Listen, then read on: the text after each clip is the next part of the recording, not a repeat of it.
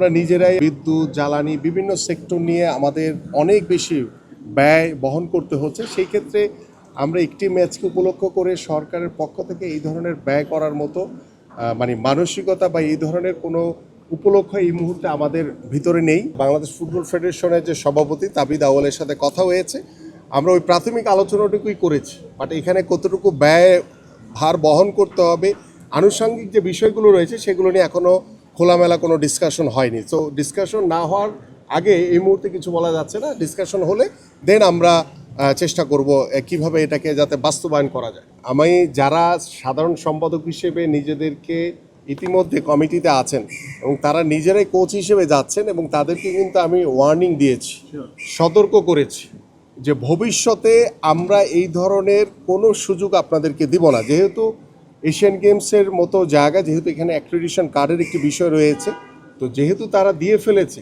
এবং আমার ইতিমধ্যে আমি বলেছি যে একটি বোধহয় পরিবর্তনের কথা বলেছি, যেটি হচ্ছে ব্যাডমিন্টনের কথা বলেছি। তো ব্যাডমিন্টন যদি যেহেতু অলিম্পিক অ্যাসোসিয়েশনের এখানে আমাদের শেফা সাহেব রয়েছেন, তার সাথে ইতিমধ্যে তাকে নির্দেশনা দেওয়া হয়েছে যে ভবিষ্যতে যাতে কোনো সাধারণ সম্পাদক যাতে কোচ হিসেবে, যদিও তারা ওই খেলায় পারদর্শী, তারা আগেও কোচিং করিয়েছেন, যেহেতু বর্তমানে তিনি সাধারণ সম্পাদকের দায়িত্ব পালন করছেন, সেই ক্ষেত্রে আমরা ভবিষ্যতে এদেরকে আর এইভাবে যাওয়ার সুযোগটি আর দিব না।